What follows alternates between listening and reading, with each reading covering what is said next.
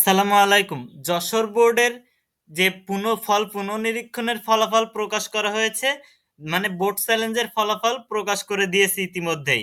তো এখন এই ফলাফলগুলো তুমি কিভাবে দেখবে? দেখো, অনেকজন স্টুডেন্টের কিন্তু ফলাফল পরিবর্তন হয়েছে, অনেক স্টুডেন্টের ফলাফল পরিবর্তন হয়েছে। এখানে দেখলে আমরা দেখব কতগুলা দেখতেছি অনেক স্টুডেন্টের ফলাফল প্রকাশ হয়েছে। তার ভিতরে যদি তুমি থেকে থাকো, দেখো এটা তুমি কিভাবে দেখবে? তুমি প্রথমে লিখবে যশোর বোর্ড লিখে যশোর বোর্ড লিখে সার্চ দিবা গুগলে। ঠিক আছে, যশোর বোর্ড লিখে সার্চ দিবা গুগলে। তারপরে এই যশোর বোর্ডের ওয়েবসাইটে চলে যাবা।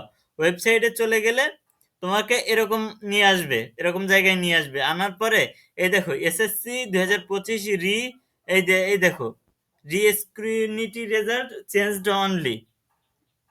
এই যে রিস্ক্রুনিটি রেজাল্ট চেঞ্জ অনলি এর উপরে ক্লিক করবা, করলে এরকম পিডিএফ ওপেন হবে। ওপেন হওয়ার পরে এখানে তুমি তোমার রোল নাম্বার দেখতে পারো। তোমার দেখো অনেকেই কিন্তু ফেল থেকেও পাস করছে, ঠিক আছে? তো এইভাবে কিন্তু তুমি দেখতে পারো।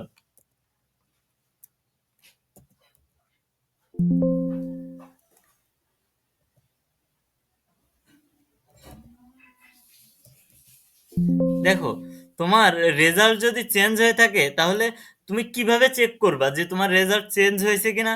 তুমি যখন এই পিডিএফটা ওপেন করবা, ওপেন করার পরে তোমার যদি কম্পিউটার কিংবা ল্যাপটপ থাকে তোমরা এভাবে দেখে নিবা। কিন্তু কম্পিউটার ল্যাপটপ না থাকলে সহজে কিন্তু তোমরা বের করতে পারবা না। তো এইভাবে আস্তে আস্তে দেখবা যে তোমার রোল নম্বরটা এর ভিতরে আছে কিনা। আর যদি তোমার ল্যাপটপ থাকে তাহলে কন্ট্রোল এফ দিবা। এফ দিয়ে তোমার রোল নম্বরটা এখানে বসাবা। বসাইলে যদি তোমার রেজাল্ট পরিবর্তন হয়ে থাকে তাহলে এই শীটের ভিতরে থাকবে, তুমি খুব সহজেই কিন্তু সেটা পেয়ে যাবা। দেখো এখানে যদি ধরো একজনের রেজাল্ট পরিবর্তন হয়েছে, তাহলে যদি আমি এখানে 44 দিই, তার রোল নম্বর এই দেখো, এই রোল নম্বরের উপরে একটা চলে আসবে, ঠিক আছে?